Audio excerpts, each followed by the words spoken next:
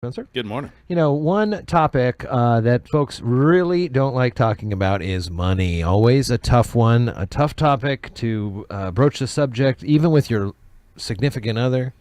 People, it's a very complicated issue. It's hard to understand. And what's interesting is that no matter how much money you have, I mean, you see Oh, stories yeah. of millionaires. You can have $100 million and you're worried about money. It seems like whether you're in poverty or have a lot, money's always a concern It in people's is. minds. National Credit Education Month is March, and here with a couple days left, we thought it'd be a good idea to bring in a great friend of the station who knows a lot about this. It's Kris from Peninsula Credit Union. Good morning. Good morning, Jeff. Thanks for having me. Yeah, for sure. So I thought we'd just kind of talk a little bit of overviews for folks who may even into late adulthood not really understand where they get the credit, how and who makes up these credit scores and what they are good and bad for. So let's start. Like, I got my first credit card, I suppose it was right around 18. Right. And it was a thought to build credit. I was pretty irresponsible with it early on, as perhaps most 18-year-olds are, who aren't quite sure what, you get a thing and it says, well, hey, we're going to give you $5,000. You go, oh, geez, that's wonderful. That for a lot of people, well, maybe now cell phones is the start of where people are getting credit. How does it all kind of come about? So the main thing to remember about credit is that credit is your reputation as a borrower. So anything where you're not actually borrowing money doesn't affect your credit report unless you didn't pay it and all of a sudden they're sending it because you got a bill that you never paid, and so they send it as a charge off. But it would have to be something like a credit card or an auto loan or a mortgage, or those types of things are going to traditionally be the things that you'll find on a credit report. Okay. So it has to be something where you're actually borrowing money, and making your payments on time or not on time is going to be one of the main features about how that score gets decided. And what's so strange about the score to me is that it goes to 850, right? Is that what it is? It depends on the credit reporting bureau. So like say Experian, yeah, it's up to 850. How do they have different scales? I was just curious about that. And which one's weighted more? I mean, how do you know which one to trust more? So they aren't exactly very specific about exactly how your score is calculated. There are some basic things that go into it. One of them is whether you're making your payments on time. Another one would be what's your balances on your credit cards and your lines of credit versus how much you have available. So the good rule of thumb is to try and keep that balance at about 33% or lower than what your limit is. So rather than racking up your limit all the way to the top, keep it down there at about 1/3.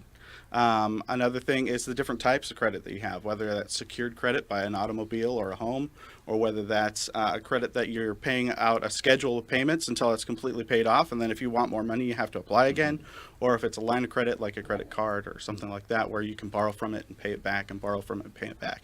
Having all these different types of credit that you're showing that you can manage well is also a great benefit to your score. So when you start out with this whole thing and you start to build the credit, you mentioned it's the amount of debt that you have is what correlates to your credit score. So how do you, and you said keep it at 1/3 or so, 33%, but how do you use it responsibly? I mean, is there a responsible way to use this? Now, like I said, I went out of control and I bought all sorts of things right away, and then I was ruined the day. But I can imagine that there are instances where it is necessary, perhaps, to have this as an option for you. Yeah, and only you, right? So Right. only you know your own spending habits and things that you might struggle with. So maybe you need to have revolving credit on your report so that your report looks better. But maybe you don't need that piece of plastic in your wallet. Maybe Sure. you can go with a line of credit where you don't have that card as direct access to it.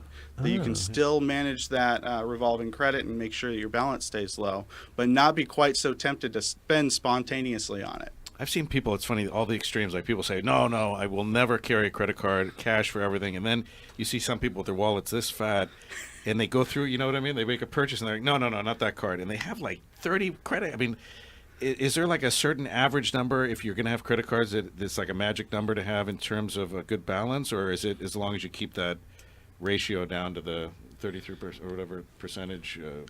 Is it bad to have 30 credit cards? Is it better to have 2? It's probably bad to have 30. But you want to have a variety of payment options, you know. Yeah. So it's not bad to have, say, 5 to 10 credit cards. But the main thing is that you're managing those balances well. The ratio on those balances, you're not racking up the balances all the way up to your limit on any of them. And you're keeping all of them together, their balances together versus their limits all added up together at that 33% or lower as well. Debt consolidation a bad idea? We get stuff in the mail. Everyone does, I guess, saying, oh, you see commercials, radio, TV, everything, take your 10 credit cards and consolidate with us. I've heard good and bad from those. Do you have a take on those, debt consolidation? Like with most things like this, it kind of depends on where you're going through to get those. Some of the debt consolidating services do a lot of things that you could do yourself for free. Whereas if you just need something like a loan to cover a couple of credit cards that you're trying to get rid of and get that payment and the interest rates down lower, that's a form of debt consolidation that can be very beneficial. So now we've gone crazy, and now the bills are starting to come in, and we're not quite sure what to do next. You listen to, for example, Dave Ramsey, and he says list them by amount, and regardless of interest rate, pay the lowest to the highest, and you do the snowball. And I know some people think that that's a great idea. Some folks say, well, take care of the interest rates that are high. What would you recommend for just a starting point? So people are starting to get super overwhelmed. The bills are coming in. They got the red stamps on them. What would you recommend to be the first step to start getting yourself into a more manageable position, I guess? Well, I do like the way that Dave Ramsey has you starting with the lowest balance first, just because it gives you that sooner gratification of, yes, I've got that one off of my shoulders. Yeah. And that gives you a little bit more of a drive to keep going down that road. If you start with one with a really high balance and a high interest, because it's got the highest interest rate, it's going to take you quite a long time to get to that point where you feel like you've got it off of your shoulders, and it's going to get really daunting really fast. Oh, that's a good point. Yeah, okay. How common is it to be able to, or how easy is it to get a creditor to allow you to pay, like close the credit card? We've had that situation in the past where we've had, unfortunately, close the card, and then they allow us to pay it either with very little reduced interest, or some are nice enough to do it with no interest. Is that hard to come by? I mean, if you're struggling to make these bills and the interest rate's 21%, you're never going to pay that thing down. I mean, you're just... It's going to depend on the creditor and how kind they are to their customers, whether they're willing to do deals like that. We do stuff like that at the credit union all the time. Our loss prevention department's fantastic for things like that, and working with our members when they've got some kind of financial emergency going on. I know you work hard with Sound Learning. We were talking about that off air. A couple days there, a couple days up in North Mason at the Resource Center there. What are the things that you provide for this type of education, and is it available to everybody across the spectrum? Maybe not just the folks who utilize Sounds services, but even like as we started the conversation with people who have hundreds of millions of dollars and they still don't have a good sense of how to handle their money. Oh yeah, sometimes people just come to me because they want to figure out where's the bleeding happening. Yeah. I've got plenty of income, but I don't know where it's all going during the month. So you don't have to be somebody in dire straits to come and utilize my services. You also don't even need to be a member of the credit union to come and utilize my services. That's great. So Wow. as long as you live, work, worship within our field of membership, even if you don't have an account with us, come and see me. I'd be happy to help you with whether it's building credit for the first time, rebuilding credit because things have gotten kind of crazy, or just trying to figure out what's going on with your finances, stop the bleeding type of thing. And it's totally I mean, I know you, so I know you're not kind of a judgmental guy. You're not a judgy guy, so you don't go, oh, wow, boy, how did you get yourself in this? You don't want to... Ramsey. Right, you idiot.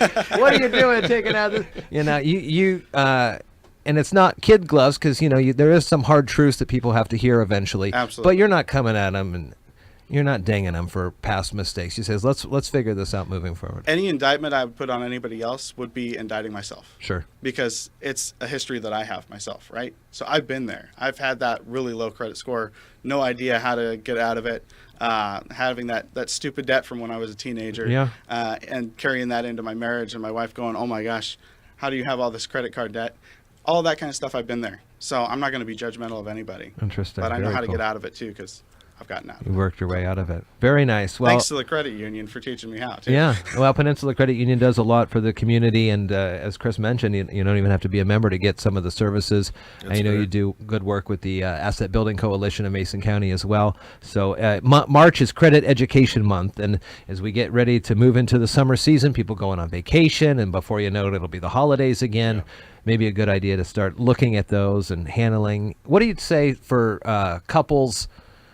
You do couples conversations like this too? In fact, it'd be preferred. If you've got a spouse or a significant other that you're commingling your finances, even if you're not commingling your finances, having that conversation together and knowing that both of you are on the same page is going to be ideal. Yeah. I remember back in the day we used like Quicken. I don't even know if that's a thing anymore, but I Sure remember is. in the Stone Age we used. That's how I monitored, and I was so diligent about bringing receipts home. And man, that big chunk of pie, when you see how much eating out and how much hobbies cost and how much, going to the movies, it shows you like what percentage of that pie is going to utilities and things like that. Is that still helpful for people in terms of the money management end of it? Oh, kind of absolutely. See where their money's going day Yep. to day? Tracking your finances and your day-to-day spending is one of the key aspects, especially for that first month after somebody meets with me initially. Yeah. And I did the same kind of thing.